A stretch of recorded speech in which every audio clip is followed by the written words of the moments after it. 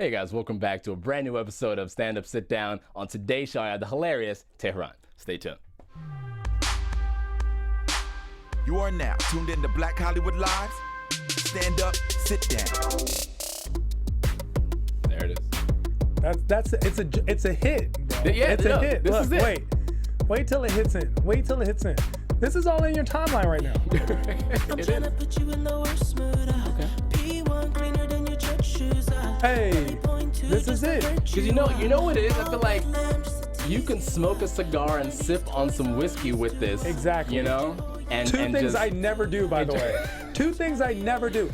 I am one of those clean, but that's straight. That's straight the comic edge thing, though. comics. You know, I don't smoke. I don't drink. I don't do drugs. Man. Like I've never even tried it. Really? I've never tried it. And the worst is when people try to get me to try it. It's like the more you tell people you don't drink, the more they try to be like, oh, but here, what if I just bought you a shot? You know what? Try it. Come on, take a sip. Like, yo, bro, I don't drink. Right. And then like, well, how do you know you don't like it if you've never tried it? It's like, have you ever tried gay sex? No? Well, you don't.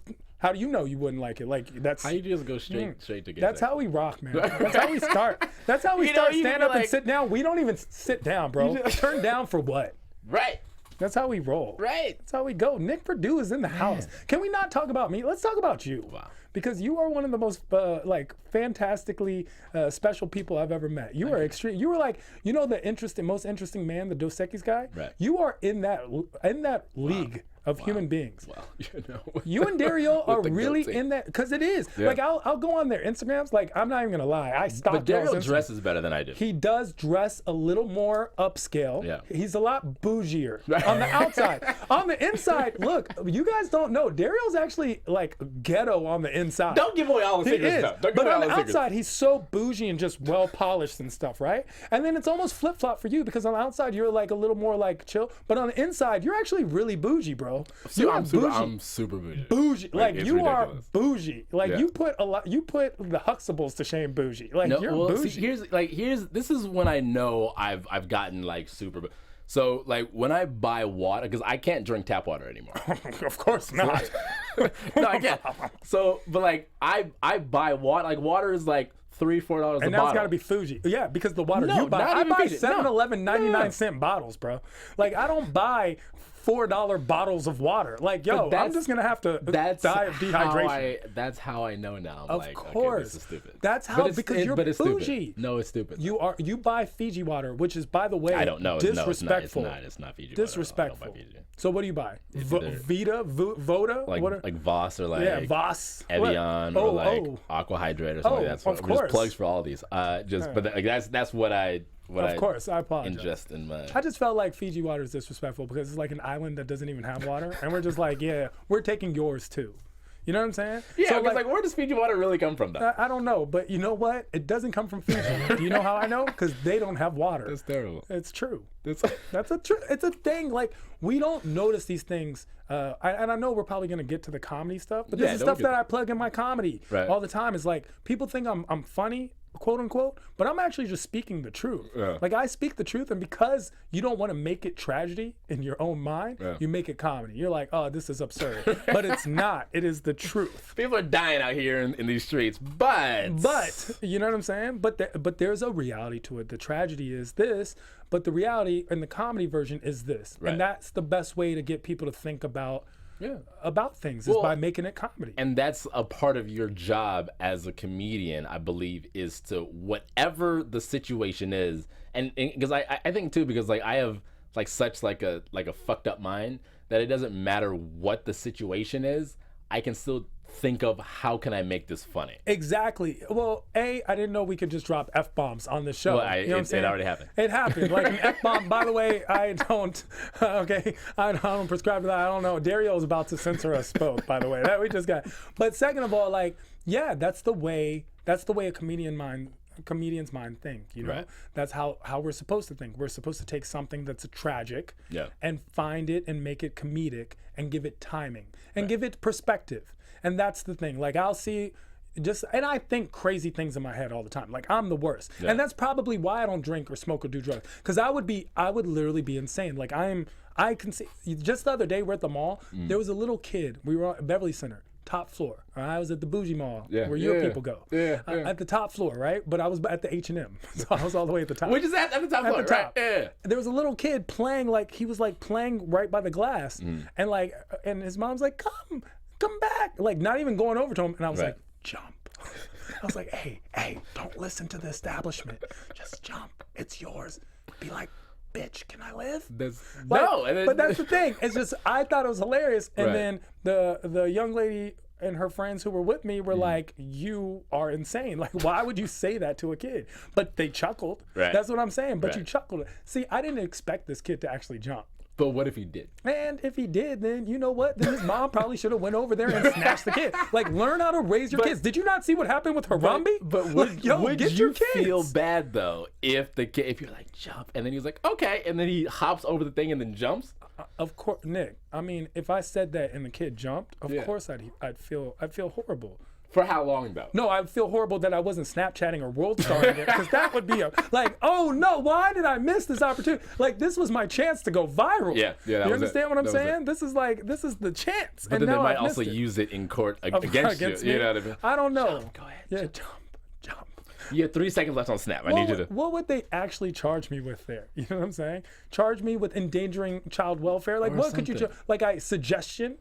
Like suggestive? I haven't bullied this kid. I wasn't like, jump because you're ugly. Suggestive suicide. That's Suggestive what suicide. it is. I don't think that's actually a charge. I'd have to look that up. I have a law degree. Do you? I have a law degree, and I never use it. And now I have a chance. Look You've it given up. me a chance to look it up. Look it up. Yeah, Thank pull you. I out, will. dust off one of those old law books that you have in the I garage will. somewhere. I sold all of them. Did you? Yeah, of course. You don't have like one that's like, oh, this case is kind of cool. Let me just hang on to this No, one. it doesn't work like that. Like, yo, law school is hella expensive, bro. It's hella expensive for no reason. In fact, if I was a real G, I would tell you how if I could take other people's books and then sell them too, I would. Like, I really would, because it's just, law school is no joke. So no, I don't think I've kept the same. I maybe have like one torts book here and there, but I don't have anything significant. Okay. Yeah. So now let's get into Sure. this everything that, because we're gonna get to the robe, The bathrobe. I'm the bathrobe heartthrob in this. but before we get there, let's take it all the way back. Okay. Growing up, what was life like for young Tehran? So I grew up in Washington, D.C. I'm from Washington, D.C. I'm actually from Southeast. So I'm from the hood, not the rap hood, the hood. Right. And what made it worse is the fact that I was in the hood by choice. And by choice, I mean by my mom's choice, because my mother is actually the commissioner of HUD. Okay. Oh, wow. And so she grew up in the hood, and she wanted us to experience the hood as well. And my dad's Persian. My mom's black. Okay. And on my mom's side, my grandmother's Jewish, and my grandfather's Baptist. And on my dad's side, my grandmother was Zoroastrian, and my grandfather was Muslim. So You had just- every I'm culture, like, you had I every hit religion, every everything. Yeah. box that you can think of, and it's like, it's a surprise I'm alive. You know what I'm saying? Because Yeah. I'm the enemy of everything. Yeah. I'm the enemy for everyone. So she wanted us to have this experience, and I did so until I was old enough to go to high school. My dad was like, "No, this is done." When little Kenny from down the hall got shot, you know what I'm saying? Yeah. You're like, yeah. Again, I was like, this is it. So I moved out. I moved and went to a nicer Fairfax County, which is like one of the best school districts in the country. It's actually number 2 in the entire country of schools and number 1 public schools. So great education. Went on. I went to undergrad, got an undergrad degree in government, international politics, and communications. Got a master's in economics. Went on to law school. Everyone asked, then why'd you get into comedy? Right. I was like, actually, it's not. My plan was never to be the lawyer. I wanted to be Puff when I grew up. Like, I wanted to be P. Diddy. Yeah. I loved it. I loved him. I remember when he threw his first parties in D.C., I wasn't even old enough to go, and I just remember you the was in flyers. Yeah, I was like about that. I mean, I was like 10. I was literally about everything he was about. And I enjoyed what he was doing and like creating. People don't realize Puff is responsible for Mary J. Blige. Yeah. He's responsible for the best R&B group of all time, Jodeci. Yeah, I said it. Okay, Jodeci is the best. Okay, I'll break up with a girl if she thought Boyz II Men was better than Jodeci. You're done. What Like, about what about All for One? All for nothing, bro. That means you're not good in bed. Like if you listen, if you're like into all for one over, that means you're just not great. Like we're not getting it. Exactly. I swear you're gone. Like bye. Like it's just I can't. You can't even compare. The closest you can get is if you're a little older and you were into New Edition. I understand that kind of stuff, right? Or if you were like, okay, maybe Little Ricky for some reason, Pretty Ricky. Like I could be like, okay, maybe. But if you're like, yo, Drew Hill, I'm like, nah, you're done. Like you're gone. Like Cisco was the best artist. Like no, it was cool. Right. Thong, thong, thong, thong. I get it. That was his thing. Yeah. But honestly, Jodeci's the best R&B group ever. Better than Jagged Edge? Yes. 112? Yes. Yes. Like 112, listen, that first album was popping. Right. They had a day. And then they peaches and creamed it out. And then they wanted to be free from Puff. Yeah. And they were like, free us. And now they realize that 100% of zero is worse than 50% of a lot. Right. You know what I'm saying? Right. But I really want to be Puff. So I was managing artists. I was throwing big events in DC coming up. I had artists signed and everything. Did you get into the go-go music? Go-go music has never been my forte. I respected it, but I never liked it. I never liked go-go music. You know what? Because honestly, I get pulled over and shot because of people who listen to go-go. Like, I really feel this kind of stuff. You know what I'm saying? Have you ever just looked at someone and just been like, I get pulled over because of him? That's everyone who listens to go-go for real. And I respect go-go music. It's like it's a very organic DC music. Yeah. But I just don't really like go-go music overall. Okay. And there's some songs. There are some songs. Yeah, there are a few songs you're like, okay. You're like, all right, and I'm embarrassed to like them. You know what I'm saying? They're the equivalent of listening to Hannah Montana. You know what I'm saying? For me, like, yo, Miley Cyrus, I love this song. I like this song too. Right. It's just a thing. But I really managed artists and did that. And then when I was going to law school, things happened with the artists as they always do. And I realized I wanted to be my own product. And since I can't rap or sing, you got to tap dance for the man. Right. And so comedy was my outlet. So but what introduced you to comedy? I've always liked comedy, okay, in a way. So the introduction to comedy that I had was being at the Lincoln Theater when Dave Chappelle filmed Killing Me Softly. Okay, I was like in the back too. Yeah. I was in the back because one of my boys was like part of the production. I was young. I saw this guy go out there and speak the truth. Like he spoke the truth. Everyone was laughing. Everyone's joke. Everyone's like, ha, ha, ha. But in my mind, my wheels were turning like, whoa, this is real stuff he's talking about. Yeah. This is real things. Like when he's talking about, the cops going into the guy's house and putting pictures. He's like, this guy, black guy must have put pictures of his family everywhere, Johnson. Right. Like it's funny because it's so not funny. Yeah. Because it's actually, at the time, a lot of these incidents were happening, and we see that they're still happening. Yeah, just like right now. Yeah. Exactly. We're looking at, something like 16, 15 years later, and we still see the same things happening. Yeah. And this goes back. It's like we have the Fresh Prince episode from 92 talking about the same thing. Yeah. Then you go back to Good Times, and it's talking about the same thing. Right. So I realized that the power of entertainment is very powerful. And I looked in that crowd and I realized people were laughing, but they were coming together. And I was like, wow. In the modern day, we don't have philosophers. We don't have an Aristotle. We don't have a Plato. But what we do have is a Chappelle. We have a Richard Pryor. We have, God rest his soul, We have Louis C.K.'s. We have these people who are putting things in perspective for everyone. And I just really appreciated that. And I've always been a little funny. I feel like I'm funny. My mouth has gotten me in a lot of trouble, bro. But has it also gotten you out of trouble? Of course. But it's gotten me into way more trouble than it's gotten me out of. Yeah. And I know that. And I go into situations with that mindset and knowing the consequences of my actions. Right. Like I know what I'm doing on the basketball court when I talk. I know what I'm doing when I'm in a situation I say the smart ass answer.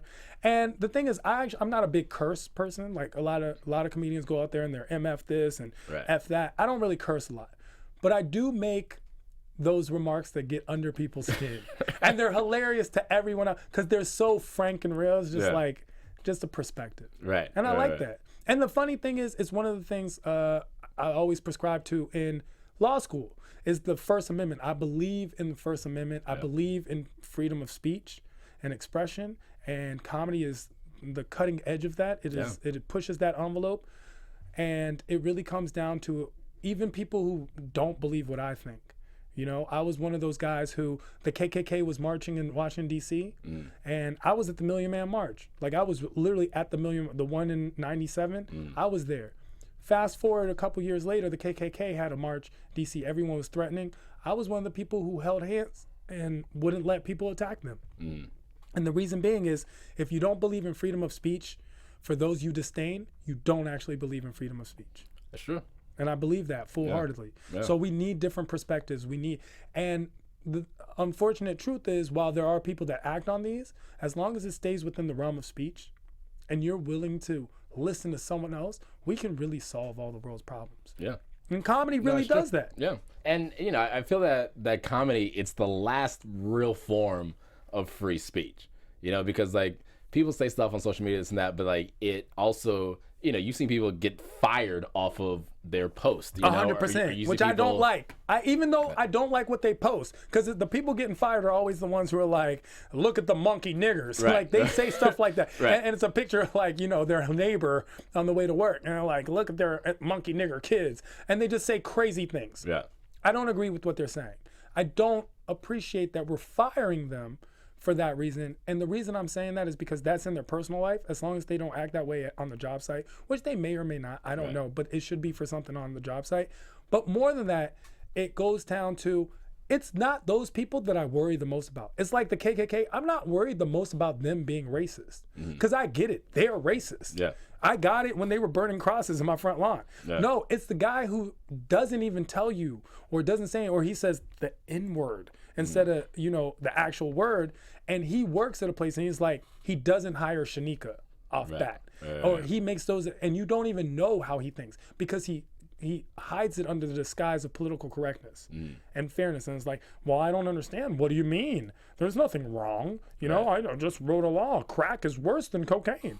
Yeah, that's racist. Right. You know what I'm saying? It's these subtle racists that I'm more afraid of, because you can't easily pick them out by the bed sheets they're wearing. Right. That's you can't identify them, right? You cannot identify them. And they're everywhere. Full heads of hair and they're everything. Everywhere. Yeah, they're just nice. They're like nice, great guys that sometimes might even shake your hand, and then right after go wash them because they feel dirty. And those are the people I'm more afraid of, because they're the ones who we vote into office. Right. These are the people we are voting into office, and I'm not talking about Trump. People are like, oh, Trump. I'm not worried about Trump. Let's not forget the Clintons did the actual crime bill that's putting and locking up a majority of African Americans in the prison system. So I'm afraid of that. And with comedy, I'm able to bring these things to light. And when you said like comedy is the last form of free expression, there's a lot of comedians that won't even do colleges anymore because of political correctness. The political correct police have made them say, Chris Rock, Seinfeld, they won't do colleges. They won't even touch them because they're like, it's too politically correct. Yeah. I say one thing and everyone goes crazy. In fact, just recently, Delta Airlines, I believe, used to have Chris Rock special, Bigger and Blacker maybe, on their flight, on their in-flight situation, right? Yeah. And so one passenger coming home from New York to LA was a member of the LGBT community, and Chris Rock has a bit on the word faggot. And he took it upon himself to get that entire... Jeez. And it's not even a disrespectful bit. It's not a disrespectful bit. It's just Chris Rock explaining the word and like the use of it, right? Yeah. And it's not homophobic. He doesn't talk about any of those innuendos, nothing. The gentleman felt offended, and he felt offended, which is within his right. Yeah. But my thing is, just because you're offended doesn't mean you're right. And so he had the special removed. So how are we going to cater to everyone, right? You can't. I know. Instead of more laws, I really feel like we just need more common sense. Yeah. Like instead of more laws, like we keep putting all these laws, transgender bathroom laws, just have common sense. Yeah. Just common sense. Like, yo. But see, but that's the problem though, is like a lot of people don't have like that. They don't have common sense. You know, I deal with people on a daily basis. I'm sure you do. You live in Los Angeles, and bro. I'm like, I don't I don't understand what you don't understand. You know what I mean? I do know what you mean. Like I don't get. I'm like, how are you not getting the? How are you still working? How are you still like? How did you not kill yourself yet? Exactly, or get killed. Like, how is this a thing? Right. And it's crazy because those are the majority of people, and it happens to be a lot of people in power are on that too. You wouldn't expect it, but it's true. And it really comes down to because a lot of smart people are too smart for their own good and don't actually take steps and strive towards those goals. And people who aren't very bright do because they just have a one-track mind. They're like, I want to do this. Right. You know, like there's a time that my role model in life is a rapper that you may have heard of, Gucci Mane. Okay. Let me explain why. Okay. So there was a time that someone like me came up to someone like you in an executive position of power and was like, hey, Nick, I have my boy. He's a rapper. You need to put him on. And you'd be like, sure. Tell me about him. And I'd be like, well, he raps about drugs and stuff and he says burr. And you'd be like, okay, is there anything more? Yeah, his name. What's his name? All right, check this. He's a man and he likes Gucci.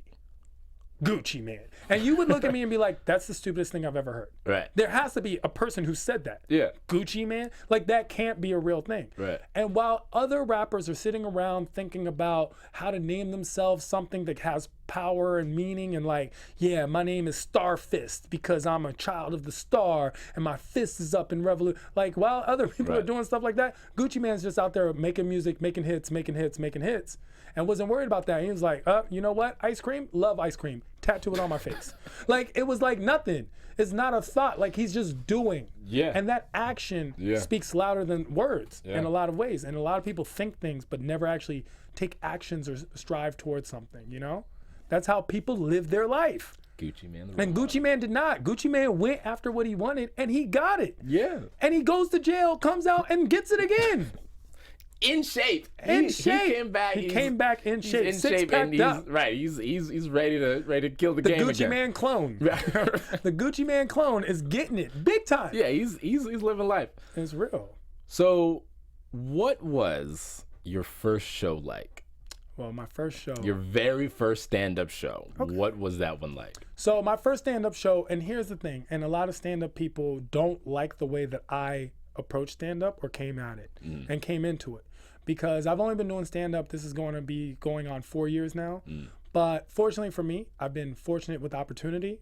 I've been lucky in a lot of aspects, and I've taken up on those opportunities. So my first stand-up show happened to be one of those really big shows where I hosted for comedian Max Amini, and I hosted for him, and it was like sold out, 1,200 people, 3 nights in a row. Nice. And I did well. I did well enough where I was like, okay, I think I can do this. Right. Well, so, but did you host before? This was just like your first time on stage, period. It was my first time hosting stand-up. I had hosted events. Right? I had hosted events where it was like a concert and I just introduced the act and things like that. Right. So being in front of a large group of people was not, even though it's like one of the biggest fears of people, it was never a fear of mine. Okay. And I didn't feel nervous at all. In fact, I feel way more nervous now when I perform than I ever did before. Like every day I feel a little more nervous, and I'll tell you why. Because there's an actual expectation. Yeah. There's an expectation now. Just like 2 weeks ago, or last week actually, Tracy Morgan came to see me perform twice. There's an expectation of where people think my comedy is. Right. And so now I have to live up to that expectation. But when I was starting off, there were no expectations. Right. Like I didn't even care. Like I thought everything I was saying was funny. Now I know better. But at that time, that's how I felt. So I was very confident. Right. So then I was on for Maximini. Then later that year, Maz Jobrani came to town. And these are both Persian comedians. And I was on his show at the Warner Theater, which was great. Another 1,800 seater, sold out. Then after that, I hosted this event. I did comedy in Vegas, where a large group of Persians go every single Christmas. It's like the Persian invasion of Vegas, and do these huge concerts. And that was like 8,000 people. Jesus. So then I had learned comedy backwards, because it's actually harder to make 8 people laugh than it is 8,000. Right. Okay. So I came after that. I was in my last year of law school. I had an opportunity at the Laugh Factory. Now they know. Like now Jamie Masada, owner of the Laugh Factory, knows. But at the time, he had never known that I'd never really done comedy before. Or he would have never given me this opportunity. Right. Like Laugh Factory is one of the most strict clubs in the country. Yes. It's world famous. It's one of the top clubs in the entire country, but it's also extremely strict. They don't even let comics come hang out. Like if you're not on the show, don't come hanging out. Right. They're just not even letting you in. They're like one of those exclusive clubs, right? So I had an opportunity to host my own show on Monday nights. I was still in law school. I used to fly to LA every single Monday. Jeez. On Virgin America. It was $99 each way. It was when they first like kind of started. I would fly to LA, I would get out at 8:35, like 8:35 at the latest. Get on a bus that would take me to UCLA, then get on a bus that would take me to the Laugh Factory, right? So I'd get there right before 10. So an hour and a half bus ride each time. Then I would have to, right after my show at 12, before 12:10, run to the bus stop, get on the bus to the UCLA, back to the airport because I had class the next day, and get on that overnight flight. And it was just crazy. For like almost 9 months, I did that straight until I graduated. That is a true story. So I was determined. Look, while everyone else other people are much funnier than I am, but I'm going to work hard. Yeah. That is one thing that I will do. Even when I play basketball, for example, I'm going to dive for the ball. I'm going to dive for the loose ball. Right. I'm not as good as you. I'm going to do the extra stuff you're not willing to do. Right. And so that's how I feel like my comedy is a little scrappy. Hopefully it's people will come out to my comedy show and feel like it's an intelligent form of comedy. I don't for the most part do fart jokes and things of that nature. Right. I try to have a point and a message in each time that I perform, and it's something that has gotten known amongst my peers. Yeah. I have a message. I have things I talk about. I have topics to talk about. Right now, race is clearly the big defining factor going on. Not that it never is, but right now more so. It's a very touchy visible. subject, right? Exactly. Right. It's very touchy. So that's what I do. I mean, my first show was that big show. That's crazy though. It is something. Like that's so then what was like your first like regular show at a club like? Well, my first regular show at a club, and it's funny, was at the Laugh Factory. Like my first routine gig, I started comedy at the Laugh Factory. And that's, once again, a very rare thing. Yeah. Most comedians don't. Wait. Okay, so then so for people who don't know, so like if you're a brand new comic and you come out to LA, because I did this. Like I had stood in line on Tuesday to get that open mic spot for the next week. Exactly. Not for that. And not they for only that take Tuesday. 10 people. Yeah. So everyone stands in line, and only 10 like people. 6 to 8 hours. You're out there all day. All day in the heat. Yeah. Because it's LA. Yeah. For the most part. You have to stand in line the Tuesday before. Right. Okay, this is how the Laugh Factory works. Most clubs have open mics. The way they do open mics differ. The main clubs have a more difficult open mic, but Laugh Factory is by far the most difficult of all open mics. So at the Comedy Store, they put names in a hat and they pick it out. Right. At the Laugh Factory, you go to line. So what Nick did was he went the Tuesday prior to the next week. He went there, stood in line, put his name on a list, came back the following Tuesday and only got 3 minutes on open mic. And it had to be clean. So Yeah, he that's could another not thing, curse. too. Yeah. He could not talk about racy material. Yeah. 3 minutes. And then after the 3 minutes, if the owner likes you, he will give you a spot to do a 6-minute showcase within the next 6 months to a year. And then you come back and do 6 minutes. Then if he likes that, you will come on another 6 months to a year, maybe longer takes. He films it and he puts it online, and people vote for who they like. And then after that, he may put you in a slow regular rotation until you're into the minimum rotation, until you're onto the regular rotation. That process usually takes 3 to 5 years. Like that's crazy. I just went there on a Monday. It's true. It's true. Fortunate. So basically, what we're trying to emphasize is that your story isn't. It is not. It's not. It is like not. And I way won't it advocate goes. it for most people, because the reason I'm still there is because I was willing to work hard. The only way to get good at stand-up comedy, or anything in the world, but especially stand-up, practice makes perfect. Yeah. Hit the mics, hit the mics, hit the mics. The 10,000 hour rule, Malcolm Gladwell's outlier concept, applies perfectly to comedy. Yeah. The only way you can get good and strong is if you keep working and getting up, and just getting out there. And it's funny because the first chance that I had, Friday and Saturday nights at the Laugh Factory are really hot. And it's where all the agents come out. It's when all the stars come out. And that's the first time and the only time I've ever bombed was Really? on a Friday night. So What was that like? Like what did that was feel? one of the worst experiences I've ever had in my life. I questioned my entire existence. I went up. So Chris D'Elia, who's on Undateable, he's Was on Undateable. was on Undateable. Was on Whitney. Whitney. Yeah. Exactly. I mean, and Funny he comes guy, from funny guy. very funny, hardworking guy, Yeah. but does come from the pedigree, the Hollywood pedigree. Right. Dad's one of the biggest producers. Mom's one of the biggest casting agents. But at the same time, he also has the look. He's got this white boy look, like the millennial look. He with was the actually hair. like, they were calling him at one point in time the new Dane Cook. They were calling Like, that was- because he yeah. is the new Dane Cook Right. in a lot of ways, regardless if he wants to or not. And there's a small rivalry between Dane Cook and Chris. They probably don't want me to talk about it, but I'm be honest. Yeah. There is because Yeah. Dane's like, it's like the old versus the new in a way. Right. And they have a lot of the same charisma, Yeah. and they do go after kind of the same and girls. the body it's the and same the whole alpha. thing. Exactly. Right. It's Right. like these two alpha comedians, that white boy douchiness they both have. Both very funny. Hilarious. Both very They're both talented. hilarious, yes. Both very hardworking guys. Yeah. Chris went up and killed. Dane wanted a buffer in between, like before he went up. Oh, so he was on He was on the show. Oh, wow. He was on the show. It was when he was always on at the Laugh Factory. Great tie. So here's the thing: Chris D'Elia, Dane Cook. Exactly. I'm so glad you brought that up. And they had always gone back and forth. Chris Yeah. D'Elia killed. I mean, this is when he was emerging into the super comedian that he really is now. Yeah. Dane Cook needed a buffer. I was the comedian in the club. Jamie sends me up. Dane's like, you need to go. I was like, by the time I wasn't dressed, I had just come to watch these guys. Right. I wasn't feel like in So, the so mode. you weren't even ready, really? Not even right at even close. Right. Okay, and I'm still like a year in right now, like at the most. Okay. Before I even know it, they announce my name while I'm still protesting. I go up for 5 minutes and bomb straight for 5 minutes. I'm talking about silence, No crickets, laughs, nothing. nothing, just like sweat. I mean, it was just, and I'm not a nervous person. I don't Right. get like nervous. It was just not good. I get off stage and I was like, yo, and there's Jamie has this thing. He's like, buddy. They lit me. I was like, I already knew why. I got Right. off stage. I went outside. I sat down. I just was like, it felt like my heart was broke. I've never had a heartbreak. I've never been hurt by like a girl Right. or something, a tragic event in my life. Things have happened. I just never felt heartbreak. That is the only time, the first and last time I ever felt heartbreak. Wow. And I vowed to myself, it will never happen again.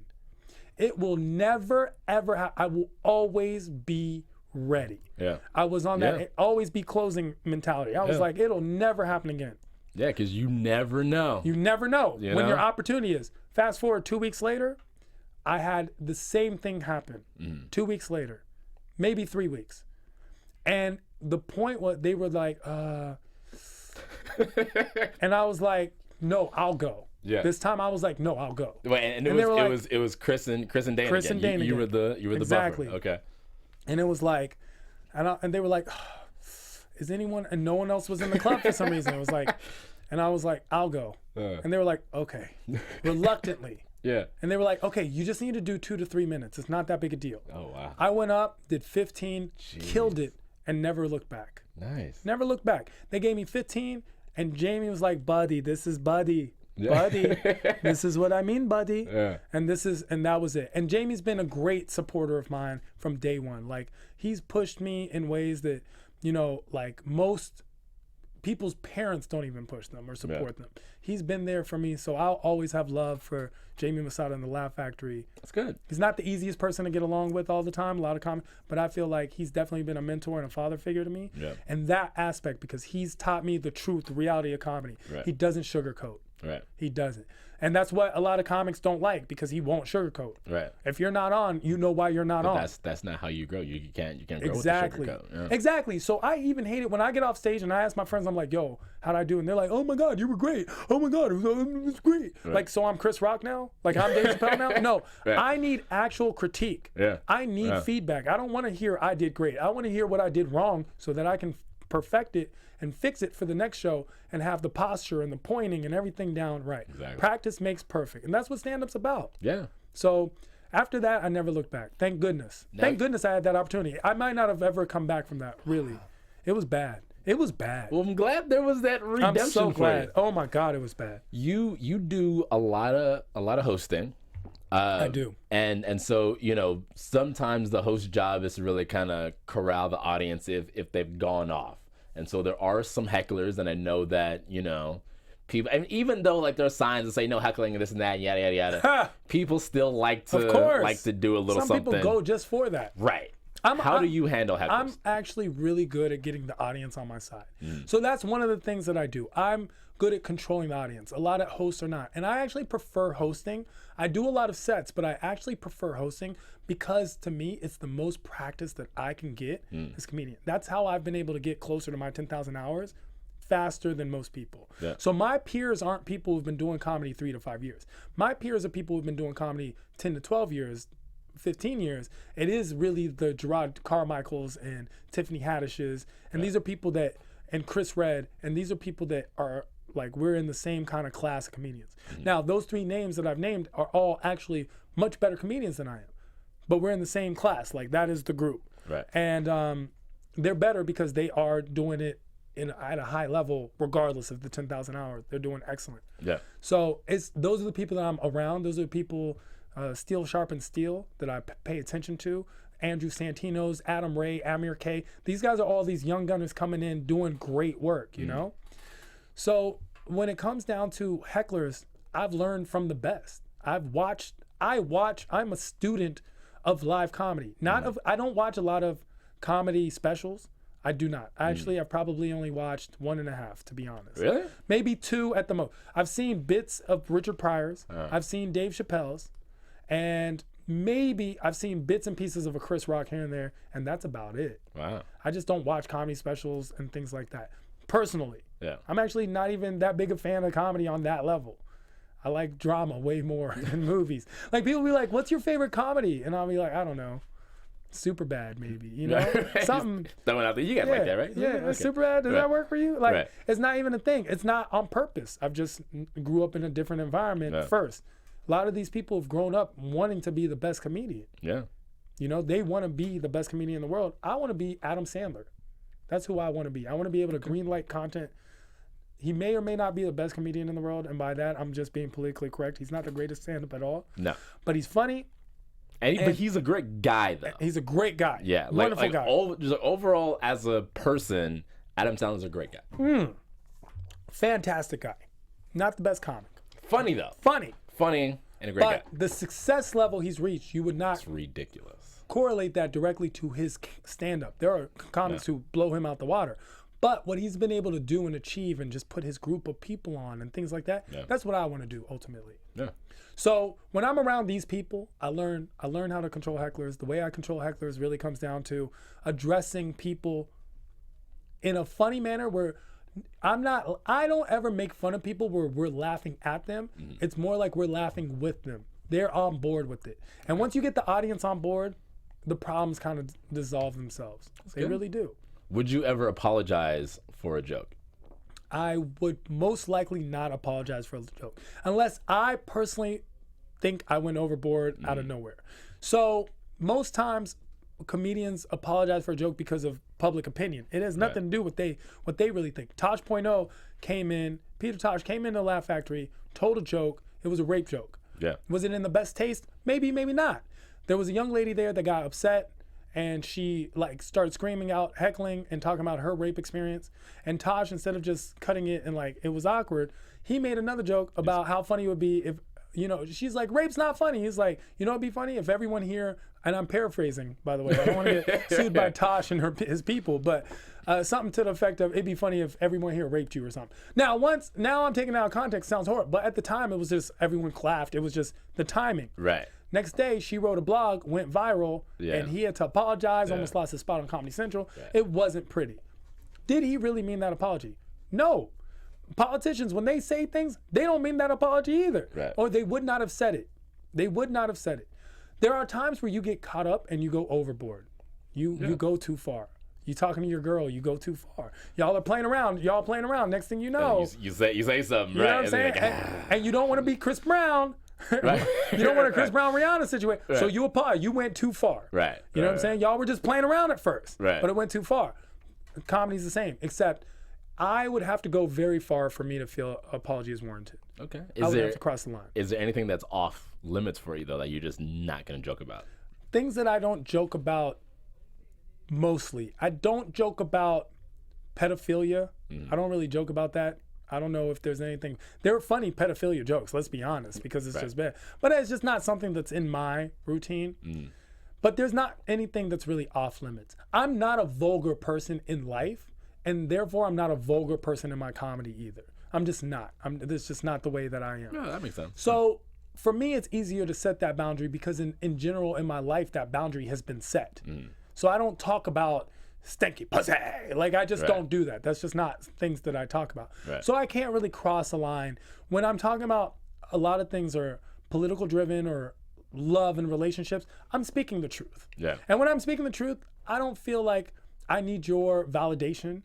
You're just gonna say The truth, it, and it's just that's the thing about the truth. The truth needs no belief. You know? The Yeah, truth it's is true. just the truth. Whether Right. you believe it or accept it or not, it is still the truth. Right, it and is so what it I'm is. speaking the truth from my perspective, and I put it out there in that way.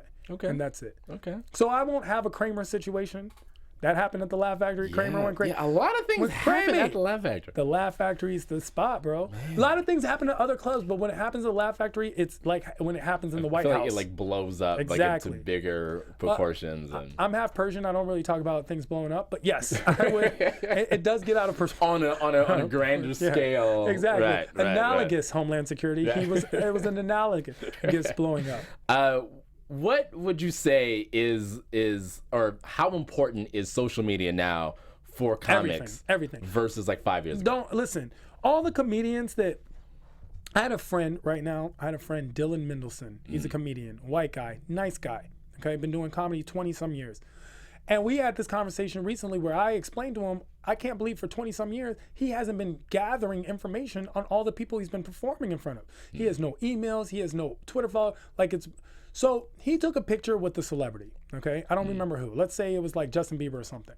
He took a picture with them. And one of his friends, another comedian, was like, don't post that picture. I hate when comedians post pictures with famous people. You're a groupie right now. Like, just because that guy likes your comedy, you're gonna post it. Don't be a groupie, blah, blah, blah. And he came and asked me, I was like, how are you not posting that picture? You need a, like that picture is amazing. Hopefully you'll get a bunch of followers. And he's like, well, you know, this comedian who if I knew the other comedian's name, trust me, I would say it. Like I don't know his name. Right. But he was like, this comedian, you know, said blah, blah, blah. And that's how he felt. And I don't want to be in front of other comedians. And I'm like, you care what other comedians think? He's like, yeah, blah, blah. And I was like, hold on. Matt Rife, who's a young up-and-coming comedian, also took a picture with one of these celebrities. I was like, look, 30,000 followers. What's your guy's name? Went on it. This dude had 535 followers on his Instagram. And I was like, so that's the guy whose advice you took? That's the guy whose advice you took. The guy who can't get a guest spot to save his life. That's who you're listening to? I was like, yo, come on. Dane Cook, Chris D'Elia, you know, all of them have pictures of celebrities. Post your freaking picture. And he got like 1,000 or so followers from it. And I was like, it's important. Social media is important because the celebrity of today is accessible. That's what people like, the accessibility. That's why YouTube stars, and a lot of times, are more famous than television stars. Because they're accessible, they're real. They're people that we feel like we can reach out and touch, and we feel like we have this kinship and familiarity with them.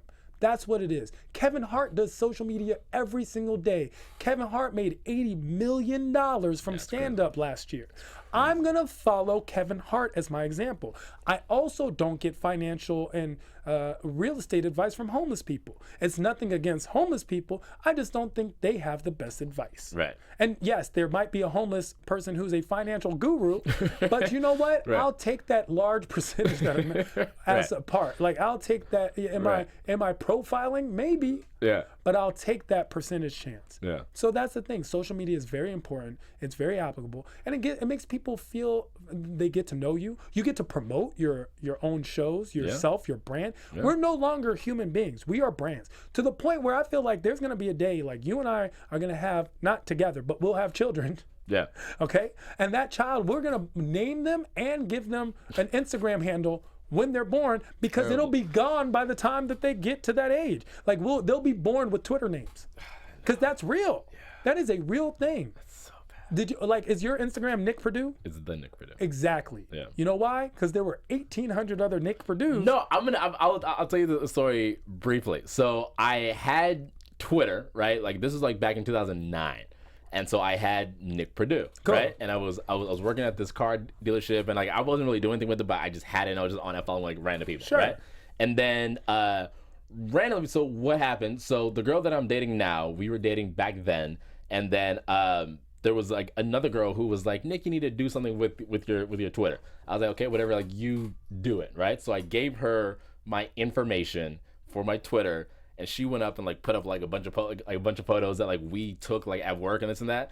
And then so my girlfriend was like, what is this? This is, by the way, Nick, I have to say, this is the greatest why was I with another chick story I've ever heard in my life. You have to dump your entire Twitter just to prove to your girl, yo, you a bro. It was, like, you deserve to keep your girl for that. No, but here's, all right, let's see, here's the thing. And I don't get personal on the show, but so I was like, you know, like, it's like, I don't care. So I deleted it and it was gone, right? I understand. Then like a year later, I was like, you know what? Like, I feel like I should just get back on Twitter because I started hearing things about it. So I'm like, let me get back on it.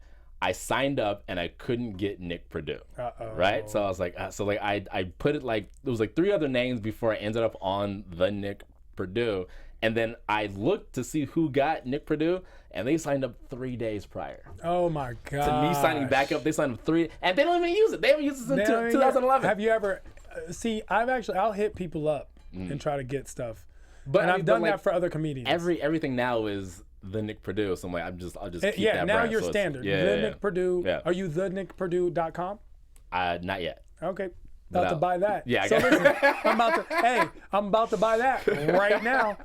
I think you're going to be a big deal. So that's actually faith in you. I'm investing. I'm going to get it now. You know, it's like the guy who bought MichaelJordan.com. I mean, you know, that's the thing. So actually, that actually became the reason why you can't buy another brand. It's illegal. That's crazy. Yeah, because people were doing that. Yeah, you know? and they were just holding it, and they're like, oh yeah. Okay, if you become like this high school star and you go on to college and then go to the pros, I have it. Yeah. So that's the thing. That's a great story.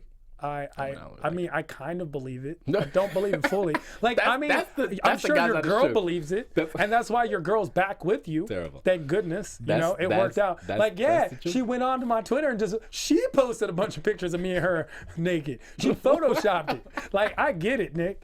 Hey, we've all been there, bro. I get it. But that's the thing. That's actually let's have a long conversation now.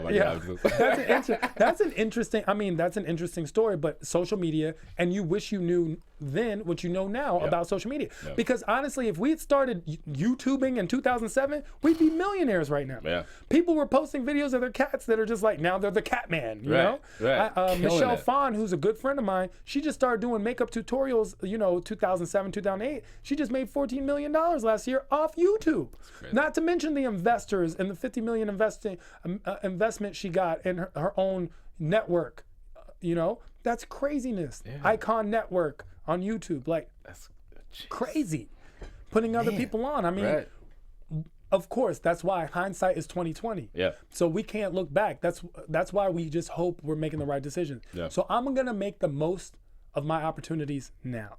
So right now, I had a conversation with my dad. My dad went to Iran, Persian. He went to Iran not because he's in illegal activities, Homeland Security. I'm just making sure because it's crazy. It is a little crazy. Yeah. Listen, when I fly out the country, I'm not afraid. I literally am afraid every time I fly back to the United States. Really? I'm like, yo, I think it's a 50-50 chance they let me back in. Well, and how do you say your last name? How do you pronounce it? Von Ghasri. So Tehran Von Ghasri. And Ghasri is actually Ghasri, like my mom and my dad put their last names together. So it's Tehran. Von is my mom's last name. Ghasri, which means from the castle, is my father's last name. And boom. So Tehran Von Ghasri. But it's like it doesn't sound like super Persian. It does not, but Tehran does, because Tehran is the capital of Iran. So my first name, which is always on my hat and on my shirts and everything, is very Iranian sounding. Is that weird though, like being named after the city? Because were you named after the city? I was named after the city, even though as a kid I thought the city was named after me. Right. And because that goes to my ego since I was a kid. And then it's not weird to me because Persian names, there's a lot of Persian names. I'm glad I got the name that I got. Yeah. A lot of people think my dad named me Tehran. Tehran is not actually an Iranian name. It's not a Persian name. My mom named me Tehran because she thought it sounded black. And so she's like, Tehran. So my dad actually, a lot of Iranians, they are shocked when they hear my name. Some of them don't even believe, a lot of Persians don't even believe that is my name. Right. Because it's such not a name. Right. Iranians aren't as creative as like Paris and, London and all these names that Americans will name their kids. After me now, my dad like paid all this money for me to get my name. After me now now people name their kids Tehran, and it's after me in Iran, and it's amazing. And they know it's after me. Yeah. Like, people know it's after me. Right. Because I have a big Persian following. Persian community has been supportive in a lot of ways. They hate a lot of ways too. They're haters.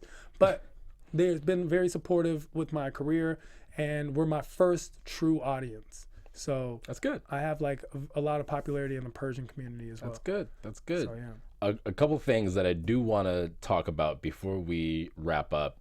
Because of social media, you know that there are these social media comedians that are taking jokes from stand-up Fat comedians Jewish and everyone. and putting them on, you know, and this and that without A lot of YouTubers too. What is your take on that? My take is, here, I do not like what they're doing. Okay?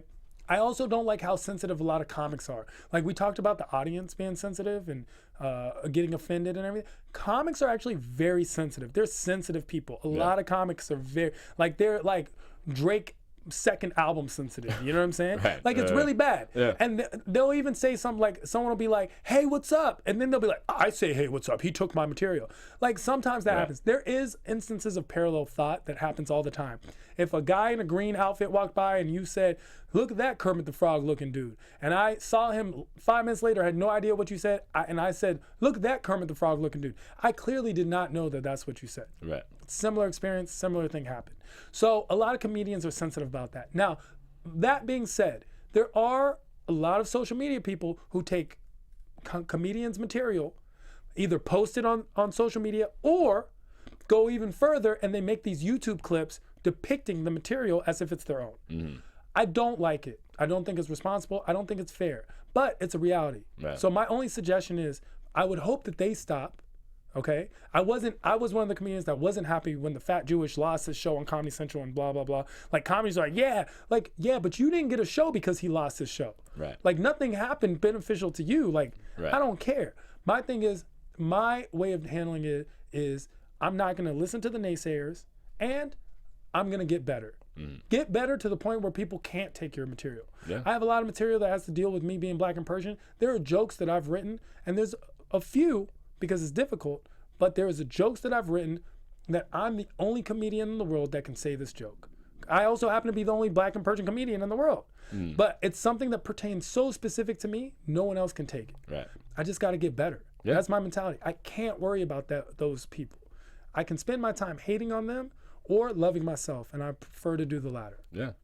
Let's talk about the robe. I was pointing at the robe. But Every time I see a black guy extend his hand, I'm high-fiving it no matter what. That is a thing. Like, if you're like, Tony, hey, right in the middle. Tony Baker actually said that on his Snapchat like three Did he weeks really? ago, so, No. No. but no. So the robe. What bathrobe. is the significance? So let me tell you where this bathrobe came from, okay? The genesis of the bathrobe actually came out of my need to be comfortable at any time. Okay. I feel like at this point I'm extremely educated. I have things going on for myself. There are a lot of hot girls, especially in LA. I will never look as good as those girls. I will be comfortable as I stare at them. There's just nothing. But I go into nightclubs. I'm at the park. I'm at One Oak. I'm at Hyde. I'm at In the robe. Greystone. In the robe. I'm out at the robe. Like, I'm really. They don't let no one in, and they'll let me in the robe, right? But it goes even further than that. I've been doing the robe thing for a long time, and it goes because the point of my comedy is to actually break people's ideas and social constructs that we've actually put ourselves in boxes where we live. When we're born, a box is put around us. Yeah. The first one is boy. I'm a boy, so this is what boys do. Boys wear blue, blah, blah, blah. Right. Then we keep getting these boxes and boxes as we grow older. I'm a boy that's tall. I play sports. This is what sports guys do. Right. You know, whatever it is. And the box keeps getting, until we're stuck in this box. Yeah. I want to break these boxes. I want to be free. When we look at people like Jaden Smith and everyone like kind of judges all the things he does, that's because as a society, we don't know what a free black man really does or thinks. Right. That's all he really is a black boy who happens to be a boy who's black instead of a black boy. His blackness does not define who he is. Yeah. We see if a white kid was doing the exact same things Jaden Smith was doing, we wouldn't even blink an eye because it would be so common. That's what I try to break those constructs. I've earned the accolades. Now I'm wearing a costume that says otherwise, right? People look like I'll go to a club, girls will think I'm a homeless guy, like getting in, and I get in, you know? Right. So they're like, oh, who's this guy? Right. Then it turns from like, oh, and then it's like, wait a minute. Whoa, this is cool. This is great. Right. I was at Beverly Center. This happened when I first kind of moved to LA. I was at Beverly Center, and at this time, I was on Shaza Sunset. I'm in the Beverly Center. I walk in, and one of the securities comes up to me. He's like, "Sir, you have to leave." I'm like, "For what?" And he's like, "You're dressed inappropriately." I'm like, "The Beverly Center has a dress code?" And he's like, "Sir, you're dressed in home clothes. You can't be here." And I turned, and I was like, "So you're telling me that the young lady right there in the booty shorts, she's fine?" Right. That gentleman walking right there, you know, and the cut off everything's cut. He's fine. In fact, if I took my bathrobe off, I would just be in t-shirt and sweats. Right. I would be fine. Right. But because I have more clothes on than most people here, you think that I'm dressed inappropriately? Had no real answer. That's the thing. He couldn't think outside the box. Yeah. This is a bathrobe only because we decided it's a bathrobe.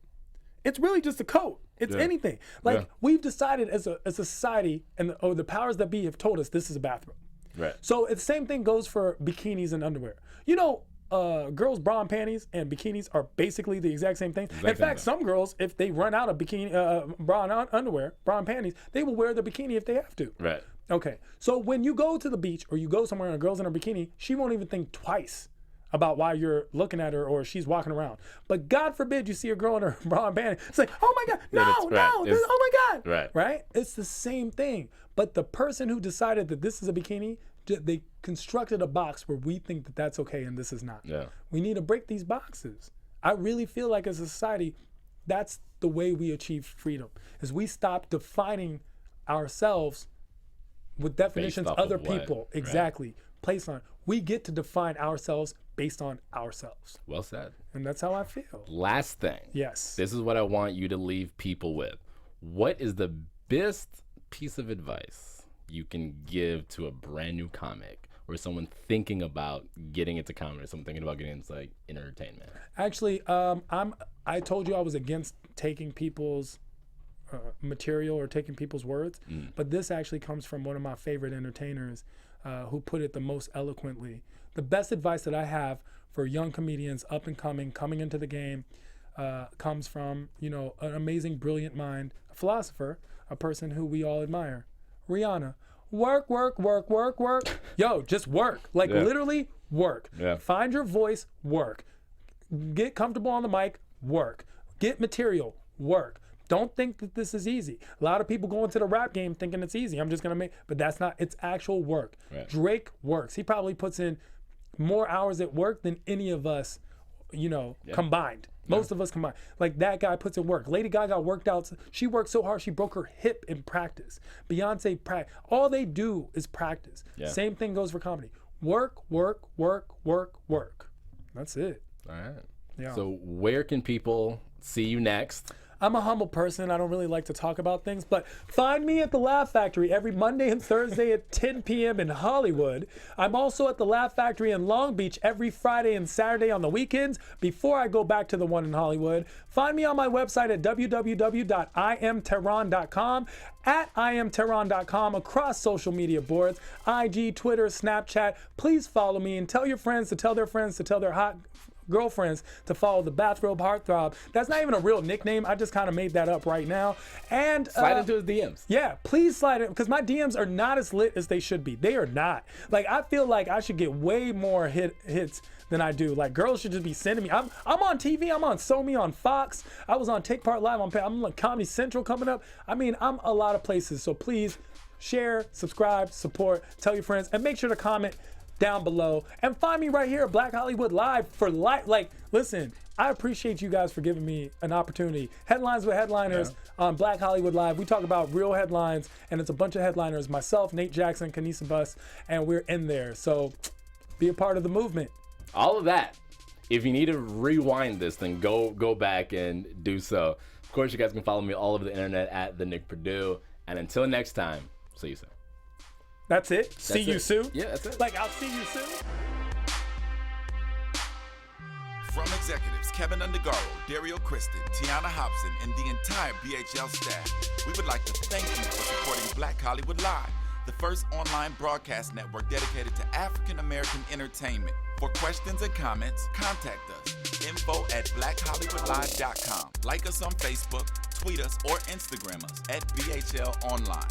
And I am the official voice of Black Hollywood Live, Scipio. Instagram me @KingXOBay. Thanks for tuning in. The views expressed here are those of the host only and do not necessarily reflect the views of BHL or its owners or principals.